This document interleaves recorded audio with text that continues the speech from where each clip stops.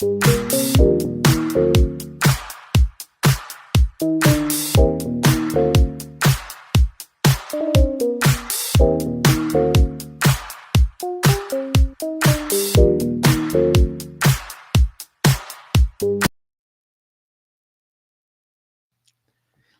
evening, good evening, good evening, everyone. Welcome to the Be Healed Web Show. I am your host, Camille R. Perry, and I'm so excited, elated to have you on tonight. This is the day the Lord has made, and we will rejoice and be glad in it. As you already know, we had an amazing time. For those of you that are like me and you enjoy celebrating uh, Passion Week, Easter, and it was a wonderful time for you and your family members and loved ones. Always love getting together with family and friends, but most importantly, just understanding and remembering why we're there. Understanding and remembering that this is what Jesus did for us on Calvary's cross. He didn't have to. You all heard it last week. It was his love, it was his passion and compassion for us, that he didn't want us to see us dead, trespasses and sin forever. But because he willingly, I told y'all last week, read Isaiah 53 and John 17, but I'm pretty sure you all have had a chance to really get a chance to sit with those scriptures and even all the scriptures that you probably heard on last week and even up to now. But let's continue to keep that going. It's not just a once a year festivity. This should be every day. As often as we eat or drink, we should be remembering what Christ has done for us. And so I'm excited. Like I told y'all last week, same Be Heal time, same Be Heal channel. And look what the Lord's done. He allowed us to come together one more time. Ain't he good? Oh boy, I tell you, I love him. I love him. I do. Yes, I do. And tonight, I've been blessed to have an awesome woman who is a history maker, who is one who is a giant in her community and in the hearts of those who know her and love her. And I'm excited to welcome her. But before I do so, I want to make sure I give all of the happy birthdays, a happy belated birthday to my friend Nicoya. I don't know how, my sister friend, prayer warrior, I don't know how I didn't acknowledge that last week. But y'all forgive me, all my April 15th babies and April and little Layla. Layla turned 9 on the 16th. So happy birthday to her. Happy belated birthday. I mean, so many. Her mom, Latanya Cooper, and her bonus dad, Marquise, awesome friends of this podcast, as well as always supporting and sharing. So happy belated birthday, little Princess Layla. I love you all. All those that are celebrating any anniversaries, any special occasions this month, happy birthday, anniversary, you name it, to you. I do want to make sure you all know that the registration is open. It closes on July 31st. And y'all probably like, Camille, it's only April. I just did my taxes. Why are you pressing me? Well, here's the thing. July will be here before you know it. We're already done. Like, this is the last full week of April. It's crazy, right? Okay. So just want to make sure, keep it before you. Hey, as often I'm on here, I'm just going to keep it before you. Be Healed 2025. It's going to be an amazing time. We're going to be in the city of Brea. Blessed because I believe, out of Luke 145. If you click that QR code, it'll bring you right to the registration, or you can go to the website at BeHealedConference.com. All right, let me tell you all, and you know why you're here, not just because you enjoy tuning in on Tuesday night at 7, but you also want to hear from the greatest. You seen the advertisement. Still learning, or still growing, still learning. And so let me tell you about Miss Ann Young. Now, shout out to my sister Shannon. I love being I love being in this life where you just get to meet amazing people. And because I don't believe in not speaking and communicating with folks, I'm always meeting new people. And I thank God for that. But, I met LaShannon probably about 4 years ago, 2020, maybe 2021, not sure. Shortly after she became a Zeta. got a chance to meet LaShannon, and since meeting LaShannon, I have inherited such an immense amount of family. And so I get to call this lady, just as many others might as well. I'll call her Auntie Ann, but Miss Ann Young, she, when I say she's a history maker, she was the first female Black captain for LAPD. That's correct. Los Angeles Police Department. Yes. Many shows have made all kind of different depictions of LAPD, but she has lived it. She's walked the beat. She's climbed the ladder of success. You know, a Brooklyn native. That's why we allow her to be a Yankees fan. That's the only reason why. But she's a mother to a beautiful little fur baby. You might see the little baby come on camera every now and then. You never know. But a great um, godmother. She's a great professor. You name it. I mean, there's nothing that she doesn't succeed at. I mean, we have Bible study every Monday night, and she shares from the abundance of her heart. A gentle giant. And I hope and I pray that whatever you all hear on tonight, it resonates with you. Feel free to get in the comments. Feel free to chat back. Feel free to ask the questions, because it's important that we understand that we have amazing people walking among us, and they might not ever make it to the big screens, or there might not be a big parade for them, but understand, in our own lives, in our own communities, we have giants among us. And so I'm so happy that she agreed to be a guest on my show on today. And so you all welcome, give it up for Miss Ann Young, retired Captain Ann Young. Oh my goodness. I didn't know who you were talking about there for a few minutes. Who is she introducing? You, Miss Oh, Amazing, how are oh, you? I'm fine. Thank you. Thank you for having me. Absolutely. It's my pleasure to host you. Welcome to the Be Healed Web Show. And, tonight, as I was giving the introduction, is there anything that I might have missed that you would like to tell the people? Well, besides completing, I think, what was a 35-year career with LAPD, I think you did mention that I am a professor Yeah. now at various universities, I guess, and I'm really enjoying it. And the funny thing with that is that a lot of people that retire sometimes they go on to be a chief somewhere or Mhm. a deputy chief somewhere. I feel I'm where I'm supposed to be Yes. because of the students that I've had. I feel like I'm the police, the captain, the mother, the big sister, the aunt, whatever they need. So I truly feel that I'm where I'm supposed to be, and I'm content with that. I love, see, this is, I already know it's going to be a phenomenal episode, just by your response in that alone. And we're going to talk more into that. Because you titled this, when I asked you what would you title this season, you said still growing, still learning about who you are and all those things. Tell us about Anne. Let's go all the way back to little Anne. Did little Anne have desires to be a police officer, let alone a captain? Yes, I had desires growing up in Brooklyn, New York. We had a great, and I say great, relationship with the police department. I didn't know all those other things going on. Yeah. I was a kid. But what I enjoyed about growing up in New York and seeing police firsthand, and I had a cousin who was a detective on NYPD, but the police officers, because they walked a beat, they Hmm. got to know us as kids every Yes. day. They knew our names. They even knew whether we had detention. Why are you 15 minutes late? You should have been out here already walking home.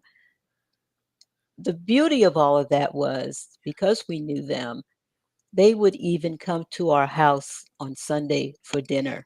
Wow. And they would line up outside, a whole watch, as we say, Mhm. that whole shift would come and they would line up and my mother's in there making more food because we don't know how many people are going to come. And Wow. then the second beauty of getting to know cops like that was that certain times, and I never saw any women. I only saw the men. I don't even know if they had women on the police department then, but some of the men would actually come to our home and talk to my dad about man stuff, Yeah. whatever that was. I would get excused from the room because I'm not supposed to hear all of that going on.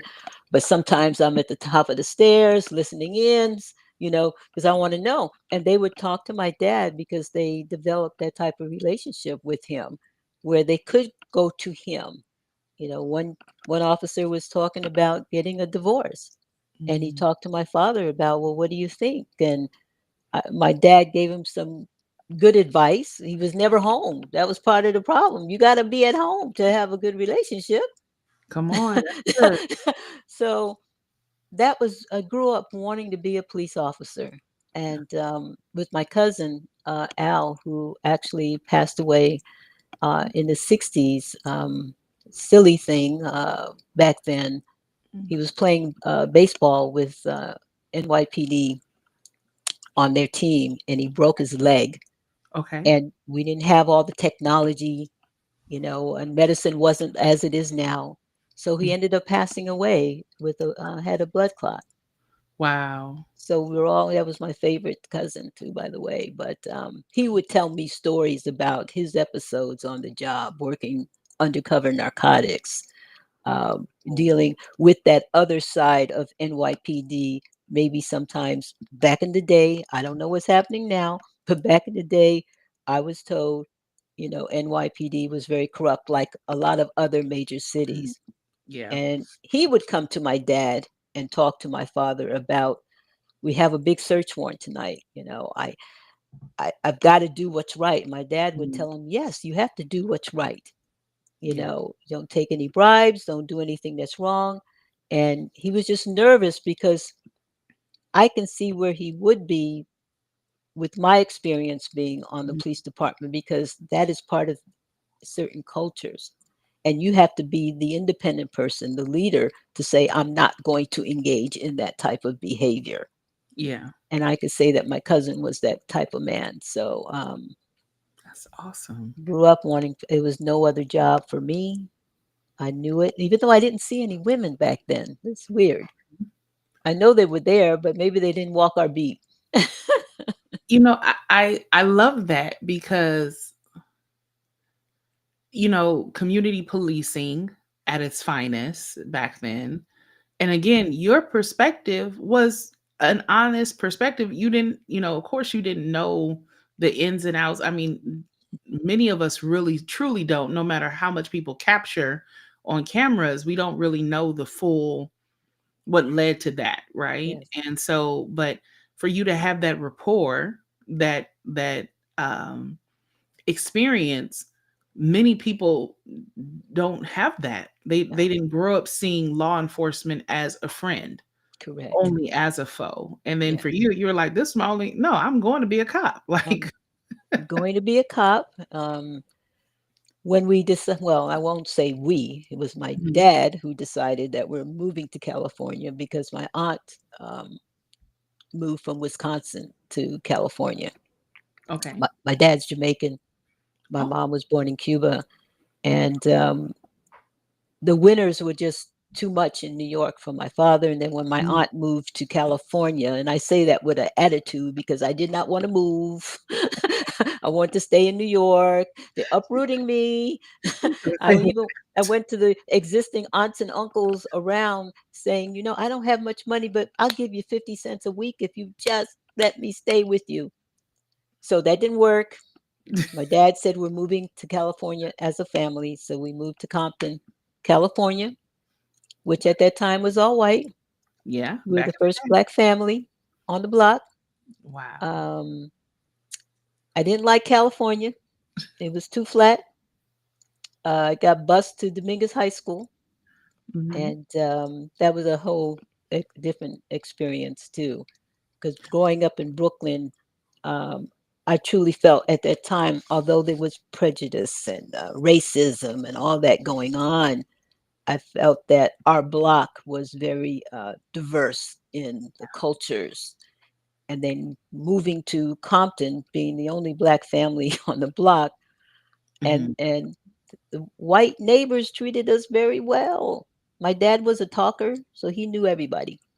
Um, and we blended well. But there's anyway. Okay, I gotta ask. So Okay. what year did you move out here? 65. 65. Okay. And so you started high school out here. Yes, which was ninth grade. Yes. Okay. Yeah, So you first grade. graduated in 71, 70. 70. Okay. Yeah, from high school. From Dominguez High. Okay. Yes.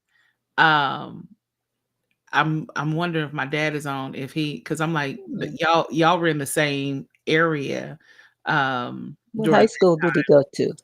he went to Crenshaw. He went to Oh, he's from Crenshaw. LA. But my aunt Joyce and my uncle Bernard, they went to Compton High, College, oh, high Compton High school, School. Compton Yes. High School. They went to Compton High, and I believe he graduated in, well, I believe my aunt Joyce graduated in 68, I think. Okay. But it's so interesting because I'm learning, at this big old age of mine where I'm still learning and sitting around asking questions about our family because you don't know. Hmm. So but I'm like, I wonder if y'all might have been, seen each other growing up and hung out and didn't even know when going down to them parties Yeah. and stuff. Well, I did 1 year at Roosevelt Junior High School. I'm sorry, and then went to Dominguez High School. Okay, Roosevelt Junior High School did. Yes. Okay. I'll check. Um, I'll have to check in Double with that check. for sure. Now, so I did not know your ancestry. I did not know you were Jamaican and Cuban. I was just like, okay, so Auntie Ann, I know you can Mhm. cook, so I'm coming over to get some beef patty. I'm coming over to get me like, okay, because I'm like, those are part of my two favorite cuisines. So I'm coming over to Auntie Ann's house. No worries. You didn't even, as soon as you said it, I was like, oh, that's an invitation. Okay, I was like, because sure. she got some oxtails. I know she got some oxtails. Like, Well, I didn't do the oxtails. My mom was the best cook. I didn't learn the oxtails. I'm you sorry. didn't learn the No, oxtails? because I didn't like them actually. I'm sorry. Nothing against the culture. It was just, oh, to me, I just, but the curry chicken, the rice and Yeah. peas, the Rice, oh, plantains, rice and peas, we'd have yes. that, and then now I don't even eat chicken or beef or pork. I'm kind Oh, of that's right, veganish, but yeah. yeah. So, Okay, so I'm but not coming over. oh, you're not coming. I could make I'm it not and deliver it to you, but I'm like, "No, I'm not coming over." That doesn't sound I fun. know, Mom. She was the best cook, though. My That's mother is. I mean, but that is truly a culture shock coming from the East Coast. Weather-wise, yes, definitely a shock there, but then when you mentioned California being flat, so Mhm. no more skyscrapers in the Mm-mm. no more road-style Mhm. houses and No Brook no and trains, no buses. Well, they have buses yeah. here, but the trains in New York, the trains in New York can take you right to where you need to go. Yeah, yeah. Trains out here, plus they're above ground. New York trains Mhm. are underground. Yeah. Uh, I don't know. I was just so used to that whole New York vibe of people and neighborhood and culture and schools. It was a culture shock to come to California. Yeah, for Um, sure. Then it you was I mean, being in Compton and being the only Black family at the time yeah. moving in your neighborhood, that's a big shift too. But like I said, my dad talked to everyone, and those neighbors embraced us where we That's didn't good. feel outside of anything. Yeah. They really, I'm sure they were a little shocked the first couple days, like, "Whoa, you know, here they come, right?" But my dad, who in Jamaica, um, he was a teacher, Okay. actually. And then when he moved to New York, my dad had 4 children before moving to New York, where he met my mom. Okay. It's funny, two best friends hooked him up and didn't Oh, know that, yeah, it was, which were ended up being my godparents. But okay. um, when he moved to New York, even though he was a teacher in Jamaica, he couldn't teach for whatever reason. I guess the standards or whatever, he had to take tests or he didn't have time for all of that. So he actually went to dental school. Okay. 8 months before he was to graduate, my mother, I always say they, it takes Mhm. two, became pregnant with my sister, Yvonne, and he had to drop out of school. and Oh, he became a custodian, which I'm very proud of because yes, absolutely. total kids, four from the first family, two from with my mom, six kids, all college educated, all college degrees, two have advanced degrees. So from a custodian salary, Yeah, look what he produced. yeah, that's a So blessing. very proud of my dad and my mom, who worked in factories ironing shirts for 1 cent a piece back then, or some craziness, But look what they did, Oof. you That's know. that's again, um, sometimes I don't think we realize from not only the shoulders on which we stand, but from what giants and greatness we come from, the resilience, the faith journey, like Mhm. folks overcame such great such great adversities, but the Lord blessed every step of the way. Well, I, he had to, because I don't know how they would have done it. And plus, both of them being immigrants, and yeah, I know immigration is a touchy subject right now, but yeah. our story of that is that um, they both became citizens of the Mhm. United States. I helped them prepare, and my aunt, whose idea was it to move to California, helped her helped her while she was still in Wisconsin. But in New York, when they became citizens, I actually helped them study. Yeah. I made tests and little quizzes from the U.S. government. I didn't know what I was doing, but I did it. And Already being the professor. when they passed, it was great. And the reason they wanted to become citizens, because if you know about the 60s, it was the civil rights era. Martin Correct. Luther King was on television every day. Yeah. We followed him. I was glued to the TV because I said, wow, that man, listen to what he's saying.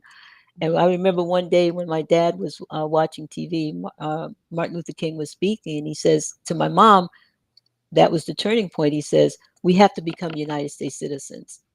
So Mhm. I perk up. And then my dad says to my mom, we have to go help Martin. And Oh, I'm like, because I've been following Dr. Martin Luther King. I said, do you know him? Is he coming for dinner? What's happening here? My dad says, no, silly, we don't know him, but listen to what you're watching him. Listen to what he's saying. The yeah. only way we can help in these times is if we become citizens. And that is our family. I'm not casting any dispersions on anybody else. Mhm. This is what they felt they needed to do. And then he talked about the importance of voting. And he said, every year that you're eligible to vote, you better be down there in line voting, because that's where your voice will count. Won't count for some other things, Right. but in order to participate in the government, you have to do this. So that was my dad. You know, I take it your dad has already went home to be with the Lord? Yes, he is, with my mom. Oh, man. Excuse me, I'm not gonna cry. No, no, no. Don't cry. Too early. But just hearing that, I'm a very visual person. Hmm. So as I hear stories, I kind of see it playing out. Yes. Like I saw the TV, I Hmm. saw how, the old school TV, I'm seeing, you know, Box. the it was like literally like sepia in my mind, sepia color in my mind, but seeing your father sitting in his chair and having Hmm. leaning in and saying, "Okay, this is what we got to do next." And then, again, like that's how my mind works. Yeah, we got to go help And them. man, and so listening to that, that is so powerful. And I think that's another reason to be reminded that, one, the Voting Act is very, very young Hmm. compared to what we think and how we see things. Absolutely. The nation is much older, Hmm. and the Voting Act for those of us born of this descent, Hmm. a completely different. This only 60 some odd years old. Yeah, it's not that You people know, think it's been around forever, but it hasn't right? been. It hasn't. My aunt's father-in-law, her old father-in-law, just passed away a couple weeks ago, he was 106. And Mm. I was telling my dad, I said, that's crazy. He was in his 40s when he got the right to vote. Wow. And again, it's trying to place it in context because yes, there's a lot of sensitivities right now. Yes. There's a lot of council culture movement. There's a Yeah. lot of, if you say this, then you must feel that way, as if Hmm. two things cannot be true independently at the same time. Go crazy. However, what you're saying is so relevant, and it helps paint the understanding for those coming up in my generation and behind, trying to paint a more clearer picture of context. They Where this don't is, see it. right. Because even when I talk about my experience, although short, thanks to my Aunt May deciding to move Mhm. to California, my short time in Brooklyn, I was faced with discrimination. I remember clearly in the sixth grade, um, my teacher stood up in front of our classroom and said, um, only the colored children Mm, may take the reading books home. The mm, colored, the Negro, or the Puerto Rican students, or whatever you call yourselves, do not take those books home. wow. So already that's sixth grade. Yeah. So the statute of limitation is up. So you all watching this, don't come and get me now. I did take the book home because every day after we would have a quiz or test on what we should have read the night before. So Yeah. how would we know as black and brown children what to prepare for? So she made her own rules and she was Yeah. setting us up to Yeah. fail. So I got busted at a parent teacher conference because my sister, who was 2 years older than me, had the same teacher and she never brought the books home. Oh, So my mom at the parent teacher conference thanks the teacher for allowing me to bring the books home. dang it, mom, you Mom, come snitching. on, mom, man, Come whose side are you on. on? So the teacher gets all upset. Oh, Anne's a thief. She shouldn't have taken the books home. And I brought them back. It's not like it was wrong. I know I'm not, I don't want to teach anybody bad habits. But um, when we went home that evening after the conference, my mom, of course, tells my dad. My dad says, Anne, you're going to take on the entire New York City Board of Education? I said, well, Dad, I had two choices, either the Board of Education or you. I chose the board.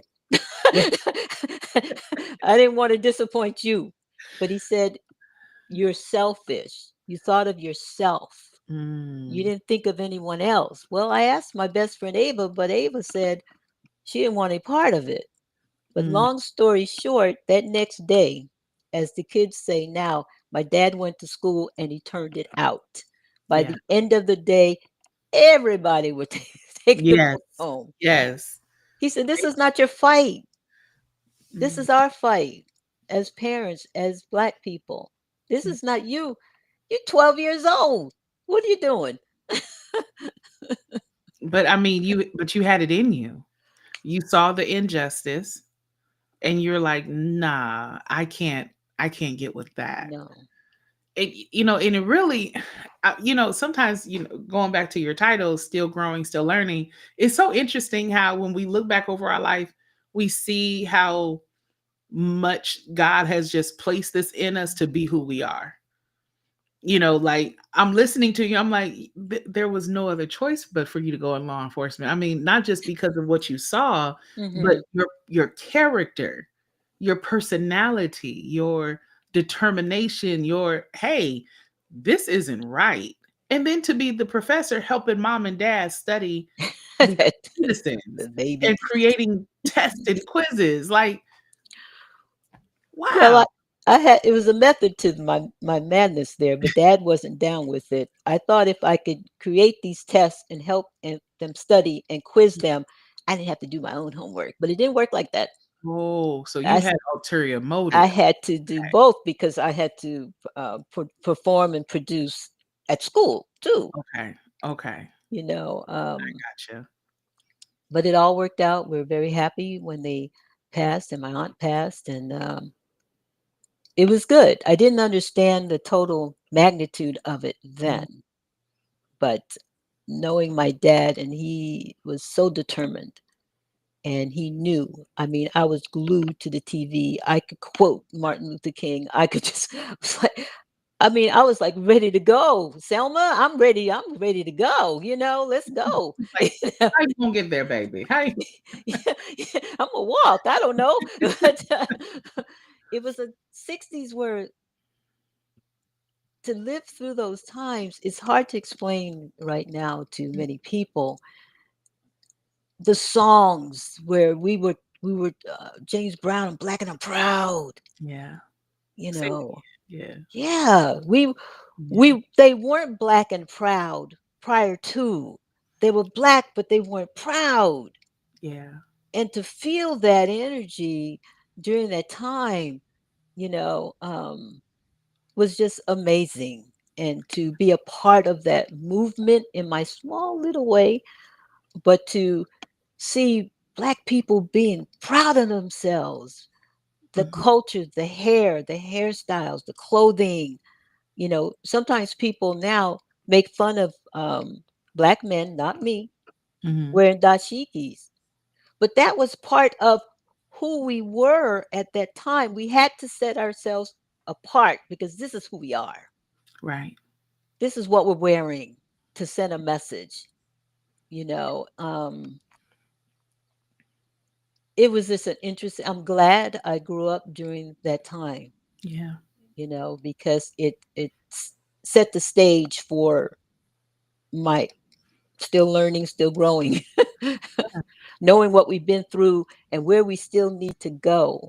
Yeah. Um, because I didn't go into police work right away. When I graduated from college and went to UCLA, I didn't go into it right away. I looked into it, Mhm. but the height requirement was 5'10", and I'm nowhere near 5'10". They had a height requirement? Yes, they did. I would think the height requirement be more like, okay, over 5 feet. Average. Right, like They through the years they changed it to 5 feet, and then now there's no height requirement. Because that was deemed discrimination. But they had a 5'10" height requirement. So that's why I really? went into teaching prior to becoming a police officer, because there's no way I'm, 5'10". And I think it was designed at that time for tall men, Mhm. not much diversity in it, Yeah. and men mostly who were leaving the military. This would be a Mhm. job for you, Right. you Coming know. home, you can serve in this capacity. Yes. Yeah. So yeah. Oof, I tell you, these systems in this world are a Mhm. trip. Um, all right. So you started teaching after you graduated UCLA. You In started, Las were you Vegas. doing K through 12 or? I After I got my credential from well, I got my undergrad from UCLA, and then I went to UC Irvine to get my teaching credential, because in state of Okay. California you have to do a year of practice teaching. Mhm. A recruiter came from Las Vegas. Lord knows I don't know anything about Las Vegas, and they were recruiting teachers to Clark County School District because they were trying to integrate the school district with Mhm. teachers. So I got in my 72 Pinto Okay. and drove to Las Vegas.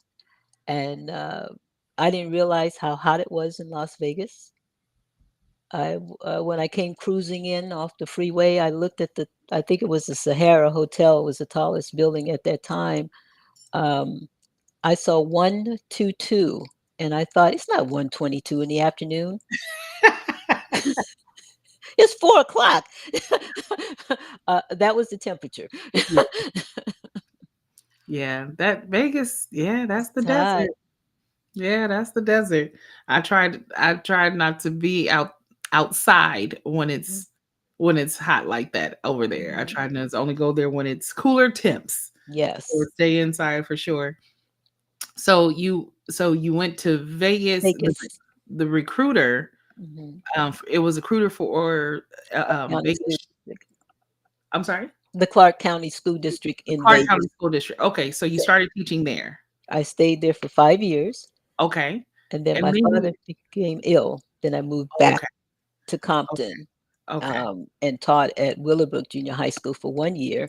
Oh yeah. No, And, about real. Yeah. and then I looked into, I said, well, let me check out what's this height requirement now? Because I loved what I was doing in Las Vegas. Yeah, I taught junior high school and high Mhm, school. And then moving back home, I taught junior high school at Willowbrook Junior High School. But mhm, my yearning still was let me check out the mhm. police department. So a good friend of mine, she was unhappy with her job working for the telephone company. So was Okay. she said, well, let's check this out. So we did. We both went through the process Okay. and became police officers. Yeah, And what year did you become a police officer? 81. 1981. Okay. Mhm, mhm. Okay. So now this is 44 years later. Thank you. From being from your first time LAPD. What was that like joining the LAPD? Like that first initial um experience through, what do they call it? Basic training or boot Mhm. camp? The probationary period. Okay. After you get out of the academy, you're automatically on probation, they say, Mhm. for a year. The academy was 6 months, so a total of Okay. 18 months you're under the microscope. Okay. It was horrible, pretty much. The academy was no joke. Hmm. They didn't open the doors and say, "Y'all come on in. We've been looking for uh, women of color and short women and all this stuff." No doors. They didn't give us any flowers, no roses, Hmm. no box of chocolate. When we came in, and I say we collectively came in 1981, we came in after a major lawsuit that a woman, white woman, sued the department because she was unable to promote to the rank of sergeant. Oh, okay. So she sued for discrimination and won the lawsuit, and the doors open. They Mm. recruiting, recruiting, recruiting. So okay, we went on down and signed up, and the academy was pretty brutal. But fortunately, even though they didn't care for me much, I was a PE teacher. So I Oh, found the you- PE, it was, I had to grimace on my face to make them think these push-ups are really hurting me. Because if you had a relaxed face, they think you're not it's feeling easy. the pain. Yeah. Right. So I had to, and then I'm like, one hand. No, you better put two hands down there because they're gonna think that you're just showing out. Right. So, but they weren't quite accepting of little people, little women. Um, we had to go through the self-defense test. I had to go through it twice, even though the first time, I, based on the policy at the time, we could choke our suspects out. Oh Yes. my. So I did that, and they were hard on us though. The running, the hills, the Hmm. PT, the shooting. Hmm. Of course, you have to be proficient, but Hmm. maybe if you stop yelling in my ears and in my face while we're trying to shoot, and maybe if you step to the right just a little bit, I can really see the target. So it was just hard, and we all felt it, but our class was so tight. We helped each other. Hmm. And I'm proud to say the current chief of the Los Angeles Police Department Hmm. was my classmate in the academy, Really? Jim McDonald. Yes. Awesome. And I take it you guys are still in connection or Still still? in connection. Every time, I just saw him last week at an event, and every time he sees me, he tells whoever's standing around, "Ann was my classmate. Ann was my classmate." You Awesome. know, I brought some students into his Oval Office, so to speak, 2 weeks ago to meet him and to talk about.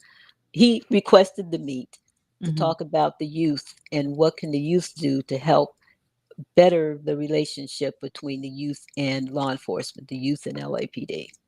So that was quite good for my students to actually sit in his conference room. Yeah. The chief, and here's the chief sitting across from Yes. you. They walked out of there, like in awe, and they were like, "Yeah, this one day could be your office. Mm, You could be the chief." You know, and all my students that went for that uh, little conversation were black and brown. good, good. Exposed them to our chief. Yeah. So I, man, I'm sitting like, Auntie Ann, you are so dope. Like, no, have you are you listening to yourself? Your life is amazing. really. Yes. Okay. So okay, because anytime I think about Police Academy, I think about the movie and the guy that made all the noises. So Oh, it was rough. Um, yeah. But I mean, you did a 35-year career. I'd do it all over again. Wow. Wow. People ask me now that I've retired, what do you miss?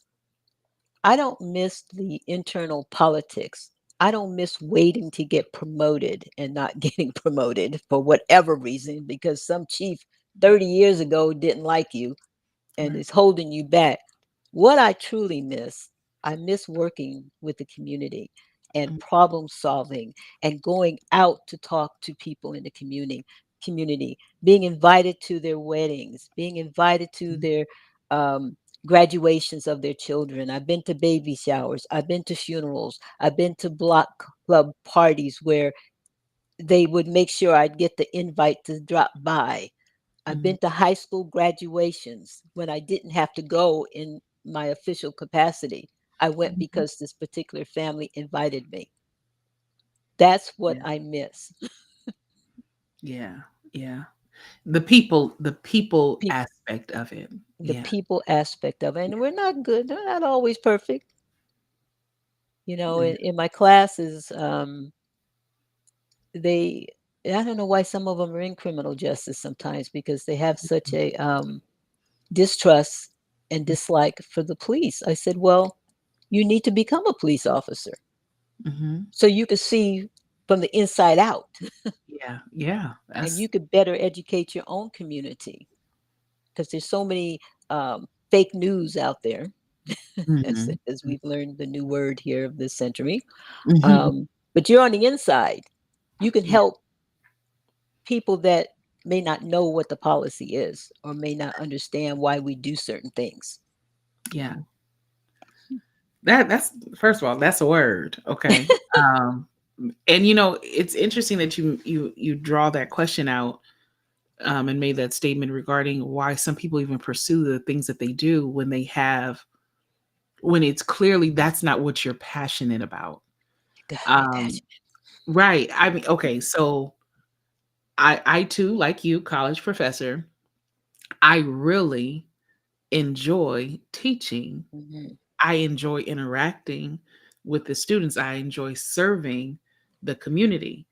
Of course, we all want to make a living for ourselves. Of course, we want to be able to enjoy the creature comforts. Hmm. Yeah. But that shouldn't be the focus, because if that's the focus, then there's no passion. Hmm. And I really stand on that scripture when Jesus says, where your treasure is, that's where your heart will be.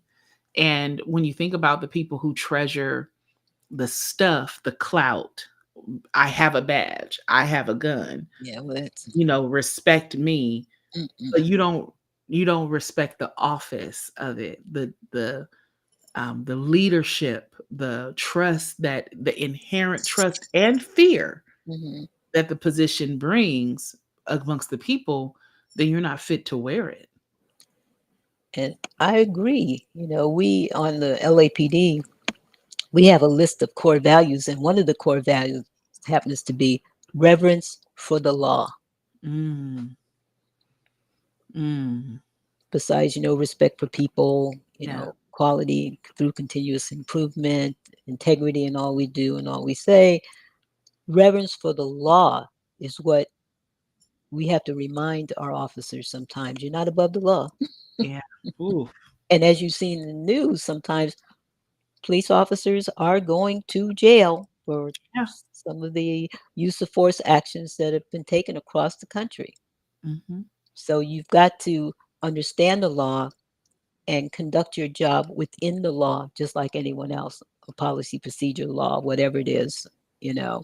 And sometimes we collectively, I say law enforcement, collectively not second guessing any officer that's been involved in any type of use of force situation. But sometimes, yeah, we miss it, Mhm. you know, we miss it. Um, Okay, because what you said, my mind started. I was like, the reverence for the law applies to every office. I thought about, serving in ministry. yes, It's those pinnacles are still the same. You are not above Scripture. You are not. The Scripture doesn't apply to everybody else, and you're exempt, right? And so understanding that we have to have reverence for the office, the work, the rules, procedures. It's all everything. the same. It's the same. You know, have you I think I need what I'm probably gonna need from you. I feel like you should write a book on ethics. Yeah. So many people asking me, when's the book coming out? I Yeah, don't I mean, know. so when? I Ah, mean, I don't know. because I mean, just listening to you and I'm thinking about how relatable what you're saying applies to today as well as what we've seen in yesteryears,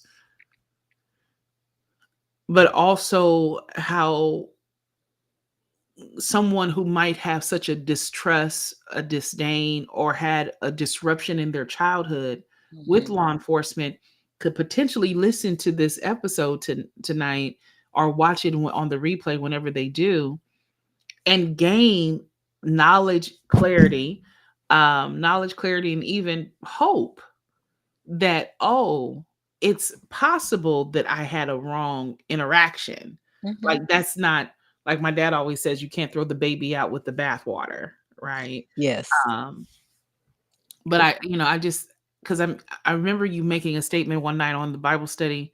You said that you always wanted to lead with integrity and character. And so when you became a captain, that was very much your principle. Yes. So can you tell us a little bit more about that? Well, it's important that you lead with integrity. You have people watching you and following you, Yeah. and you want to model the way of good behavior. Now, I wasn't always liked now, Mhm. you know. It was always either you really liked me or you didn't like me at all. But you know, but if you ask those that didn't care for me, and to be honest with you, as a captain, not one of them would say, I hope they wouldn't say that I had no integrity and I wasn't honest. You Mm. may not like what I had to say or what I had to do, Mhm. but I've always been an honest person and I led with integrity.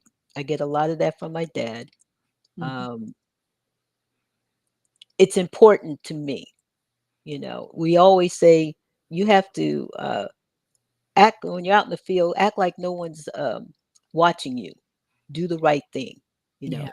But now, when, for example, when cameras came out and then the body cameras came out, first we had cameras in the car, and officers were like, "Oh no, I don't want the camera." No, I would say now don't be sarcastic, but smile at the Mhm. camera. If you're not doing anything wrong, video me. Yeah, Yeah. I just want to make sure I have my lipstick on and my nose isn't shining because you're going to be on TV. Right. But you shouldn't care, you know. And I'm glad that the cameras, after a critical incident in LA, now they come out, they show the video within 24 to 48 hours. I'm Mhm. happy that they do that now so everybody can see what happened. You might still have your opinion that the officers Right. did something wrong, but at least we can see what happened right away. Yeah. Yeah. Because the length of time that was an issue. A year sometimes. Yeah. I think even with the Rodney King Well, situation, we there didn't have was cameras. Yeah.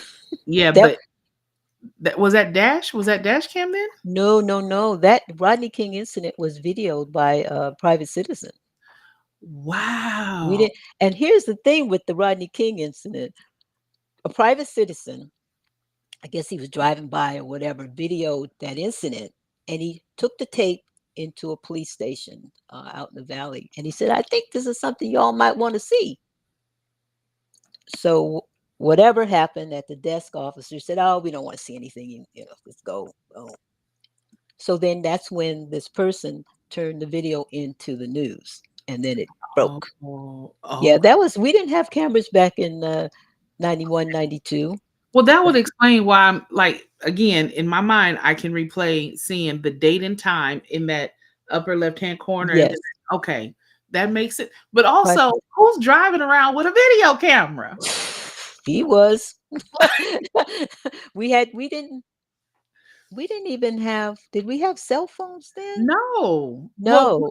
actually, well, hold We on. had pagers. We had pagers, but there was if those that the brick phones were in the car. Yes, we had the brick. The brick phones, because I remember Sergeant McCall and Sergeant Hunter, they had Mhm. We had the bricks. yeah, and they had them in their But car. it was like a whole phone. It wasn't like Yeah. now with all this No, smartphone no, devices, and definitely. we didn't have any cameras in the car at that time either. So No. that was shot by a private citizen. I mean, even, again, this is, some 30 some odd, almost 40 years ago, coming up soon. It'll be 40 years, go figure. How did that happen? But some 30 some odd years ago, how divine that part time even took place, Yes, for someone to actually have a camera or a camcorder, and those are the ones that you I, have to hold on your shoulder. I guess You didn't even have like little small pocket ones at that time. These are the big with the boom mic. big.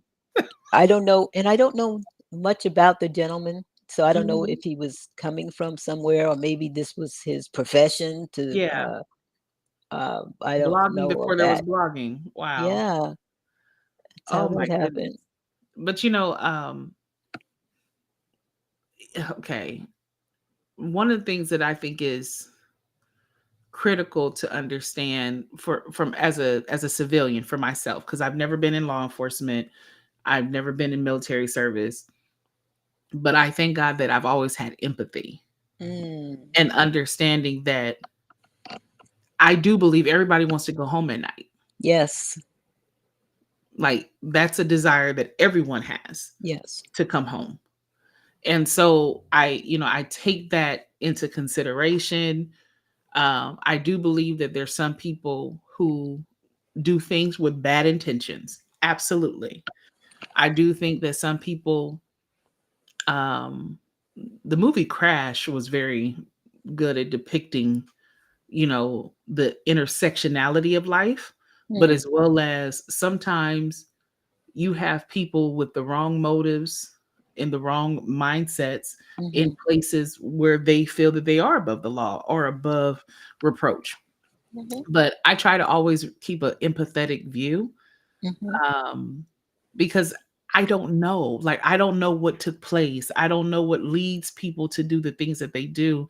But I just believe that it's important to have empathy that everybody wants to go home at night. Everybody. And I don't want to be on either side. I don't want to be on either side of it. I don't want to be on the side that did the wrong thing, and I don't want to be on the side that overreacted and did the wrong thing. Mhm. I just rather no, like, every now and then I think to myself, oh, criminal justice always interested me.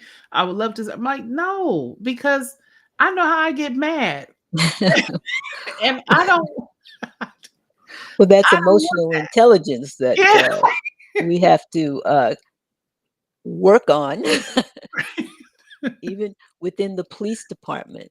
You've got to be fit Yeah. both physically and emotionally to do the job. Yeah. Any Yeah. job, actually. It's not just law enforcement.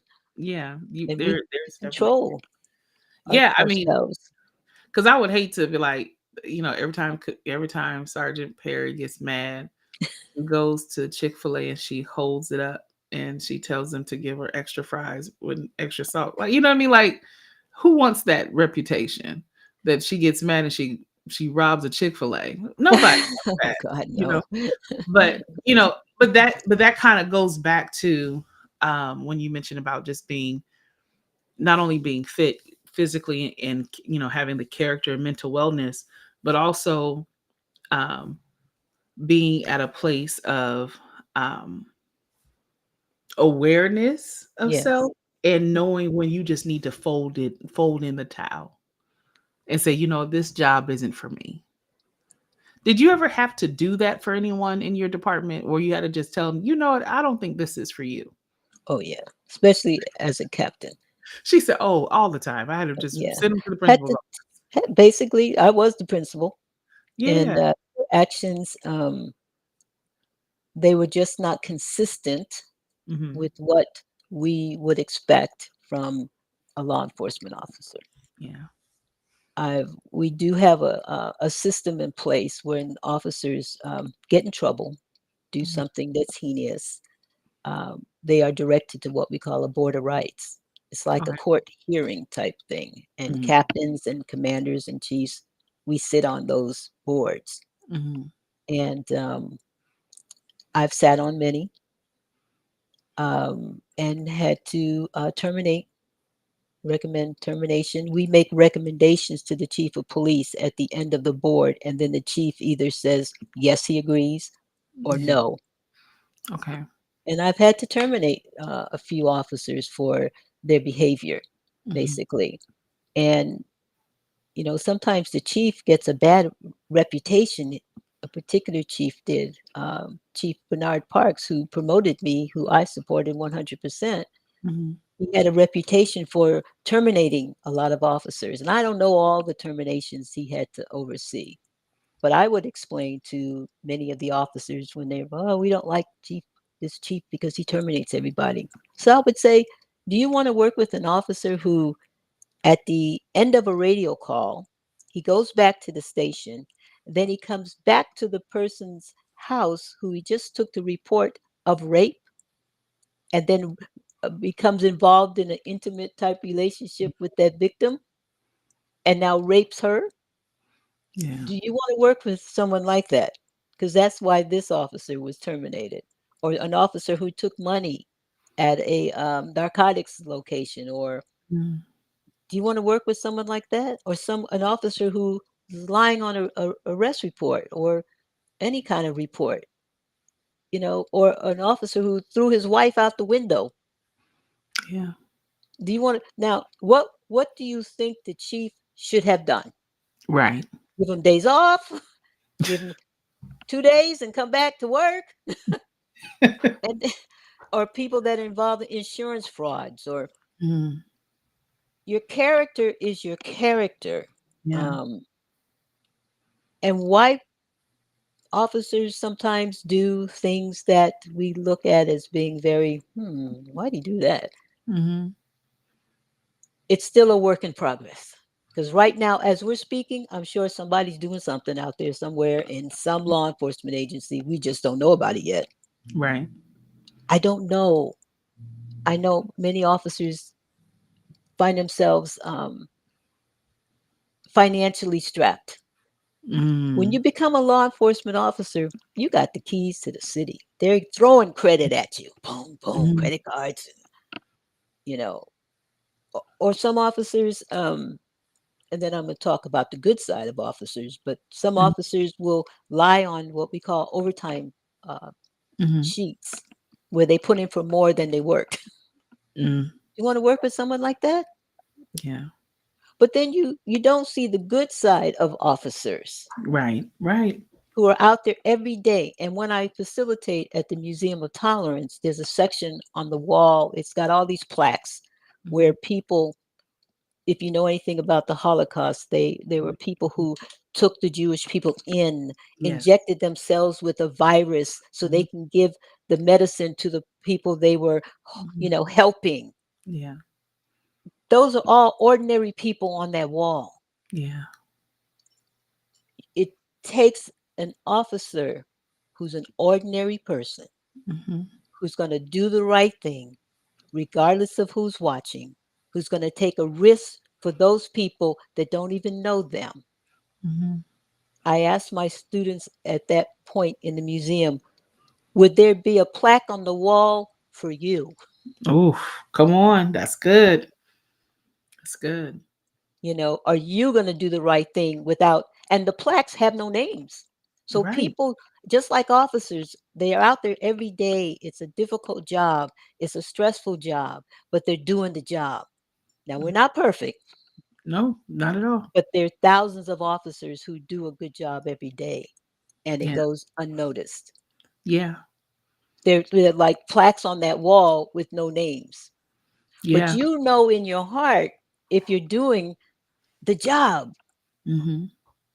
ordinary people doing a super ordinary job. Yeah. Everybody can't be a police officer. And look, 35 years, you counted 43 years of law enforcement. Basically, I am still passionate about the job that I did, and I would do it all over again. God dog it. And for president. I'm about to be I'm your too old. campaign manager. I'm about to be your campaign manager. We're gonna take this show on the road. I'm gonna make you into Congress. I'm gonna figure out where to put you. Cause I'm like, yes, because everything that you're saying, and I agree with, and it's when you think about it, it's the same fight on both sides of the aisle. Yes. There's a great multitude of people of color, Hmm. of youth and young adults who are not breaking the law, They're robbing not. stores, taking advantage of there's so many Hmm. that are going about their regular day, Every day. law-abiding The citizens. citizens doing their job, working, That's living. but that's not being reported. It's not being reported, and the good work that officers do on a Yeah. daily basis. Not to mention Hmm. the sacrifices we make as law enforcement. Yeah. I'm retired. They Hmm. ask me, well, why didn't you get married? Now, young people, don't do this. I married the job. I don't want you Hmm. to do that. I want you to find that balance if that's what you choose to do. Yeah. And I was aware of all this as a captain. If I would see officers that are too much into the job, Hmm. they're working their 14-hour days, 12-hour days, and then they're off with just their police friends all the time.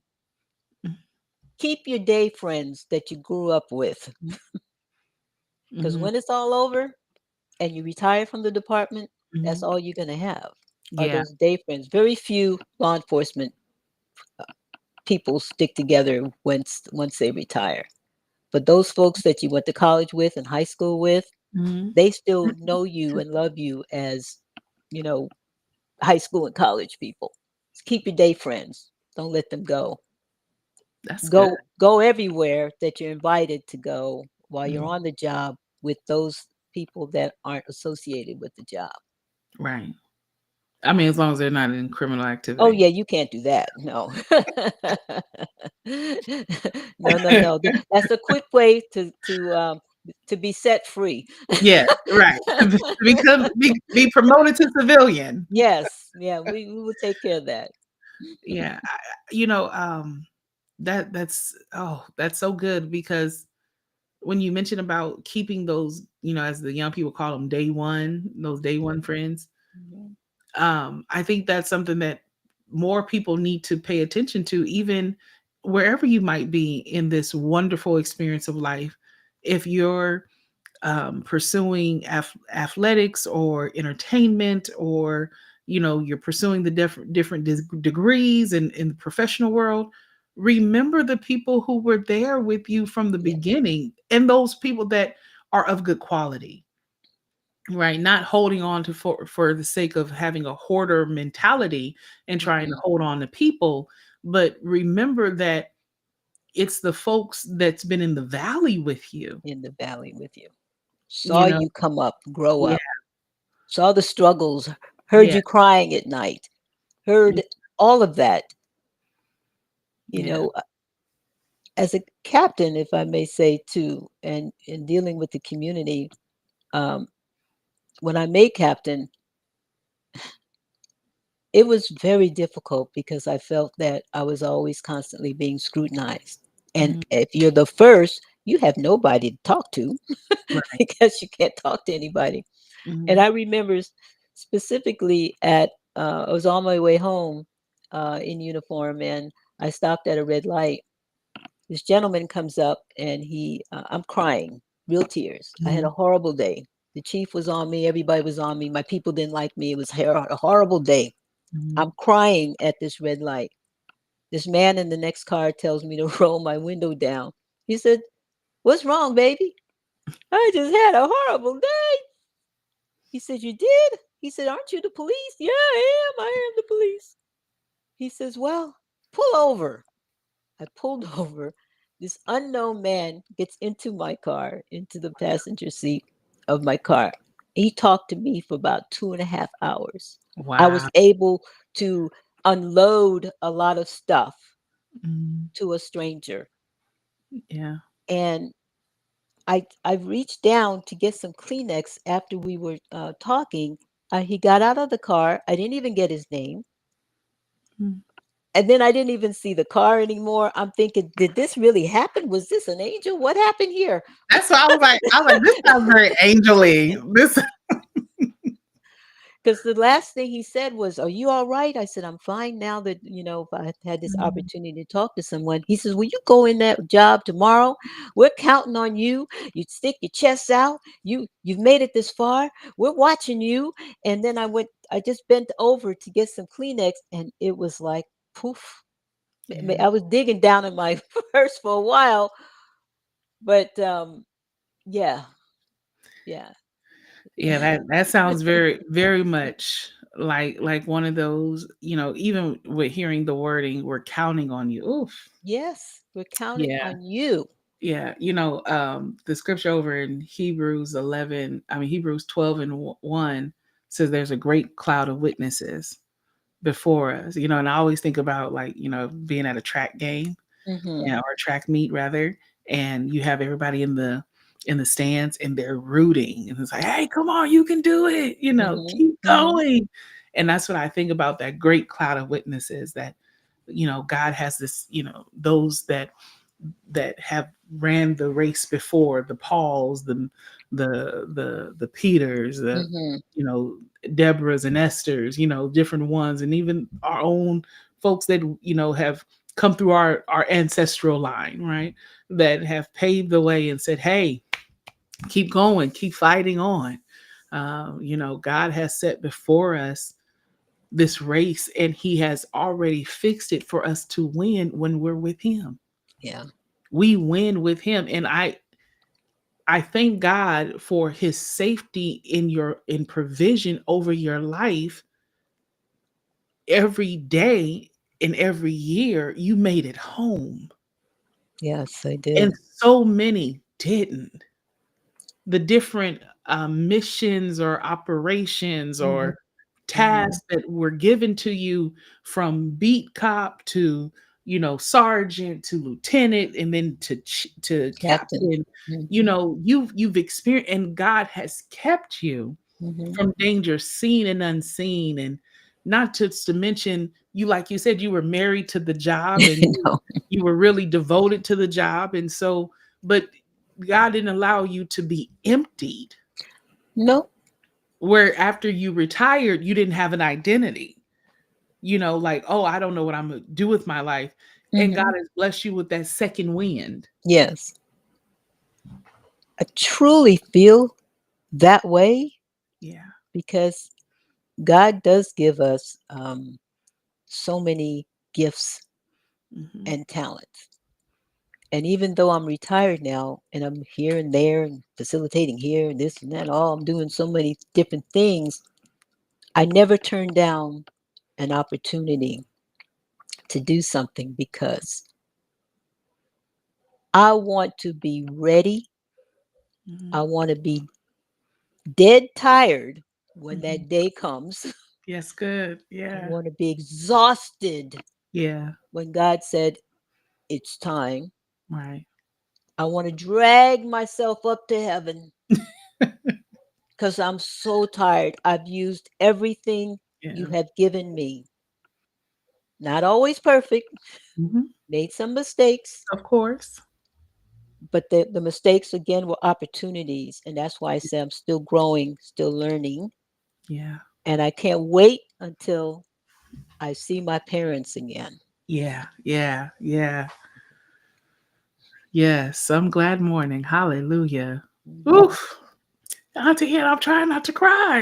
Don't cry. What you crying for? That with that last statement come, I'm like, oh, that was so good. Because No, you oh gotta feel that. You gotta know that we all have gifts and talents, and we whew. all free will. That's what God has given us. Yeah. How you use it, It's it's your up to business. you, Yeah. right?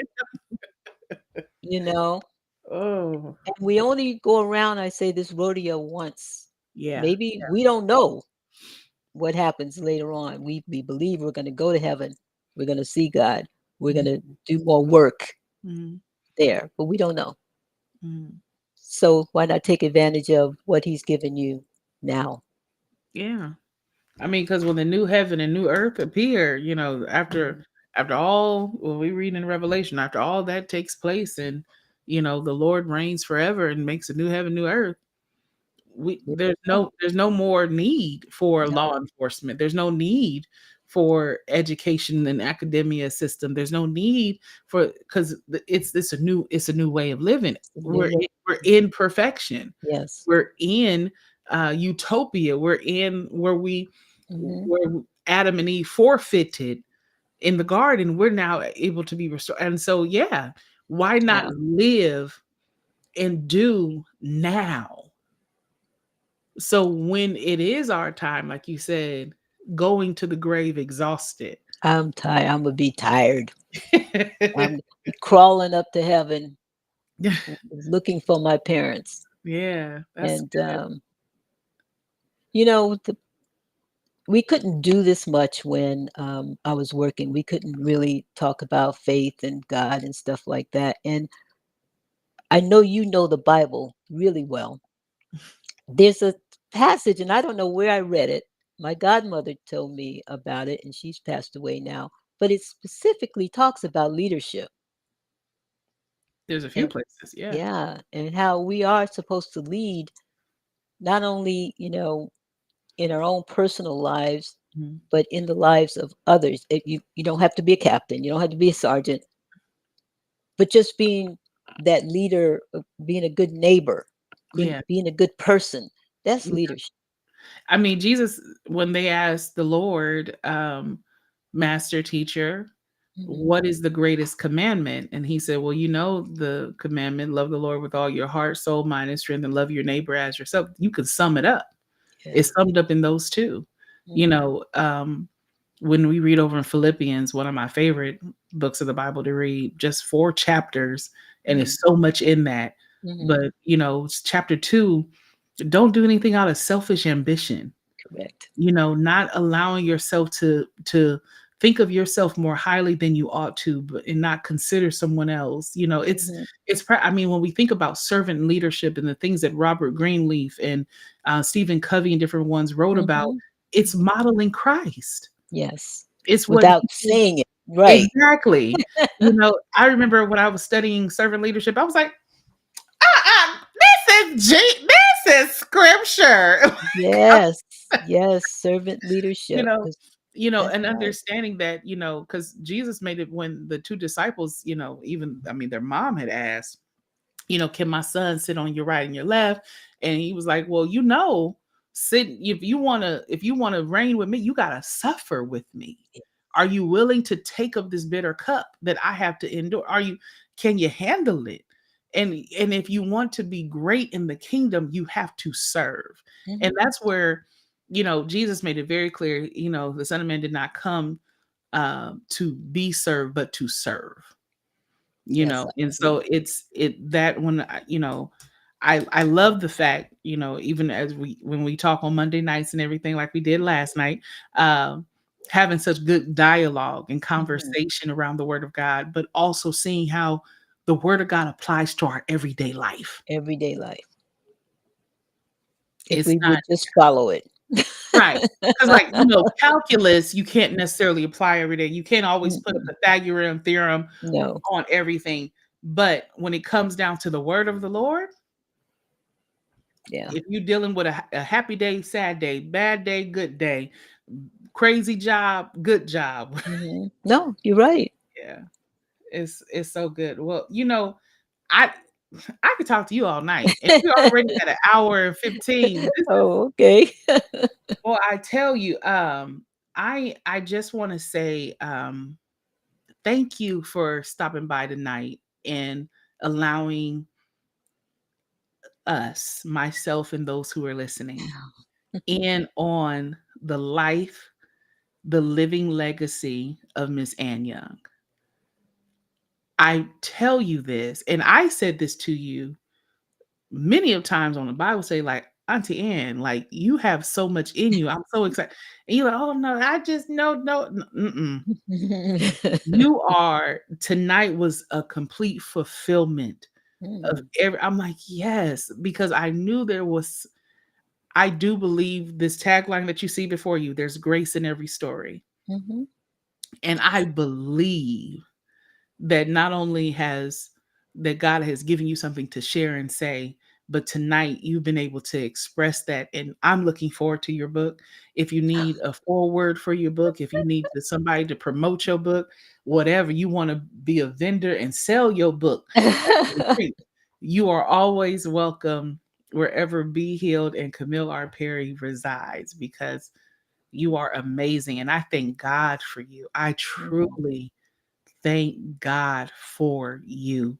You are a jewel, a gift, and truly a wonder. You because I was going to say about your height, I was like, she's a giant, but really tiny. But I just want to say thank you so much for allowing this time, this opportunity for me to interview you on this show. So thank you, thank you, thank you, thank you, thank you. Well, it's been my pleasure. I hope that those that are watching or listen to this, that you get something out of it. Yeah, Um, being the first African American female to promote the captain was not easy. yeah, And those that are watching that might want to go into law enforcement, remember you've got to do it from your heart yes, because it's your heart inside that's going to carry you through those rough, ugly days. And yeah, there are some. But yes. I thank you so much, Ms. Perry. Listen, we family through and through. Even though you're not eating meat, I know. I'm confident we can find us some good vegetarian to, even something that I would enjoy as well. Uh, I want Jamaican Cuban fusion dishes.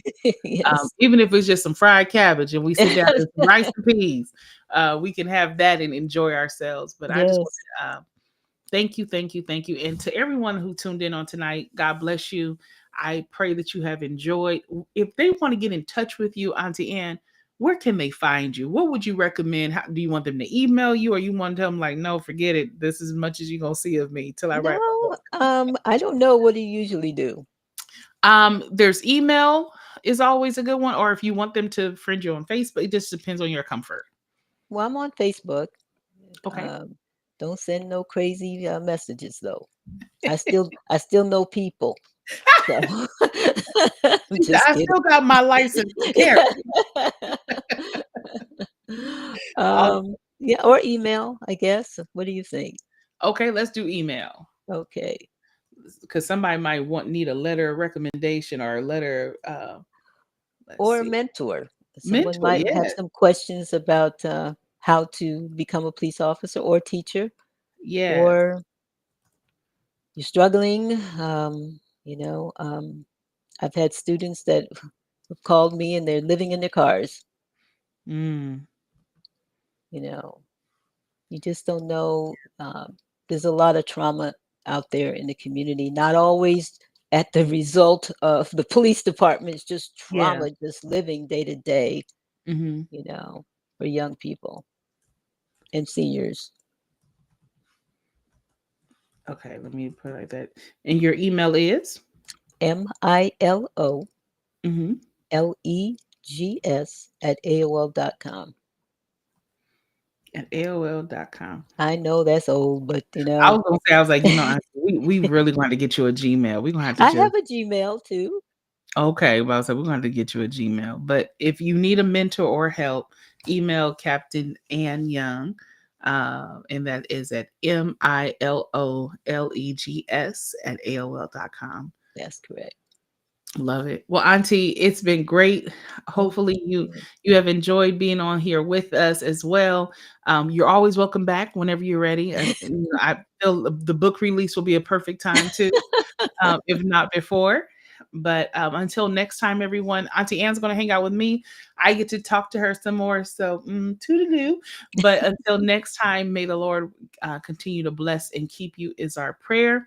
We'll be back on the 29th, Lord willing, and the creek don't rise right here on the Be Healed Web Show. Same Be Healed time, same Be Healed channel. Take care and God bless. Bye bye. Take care.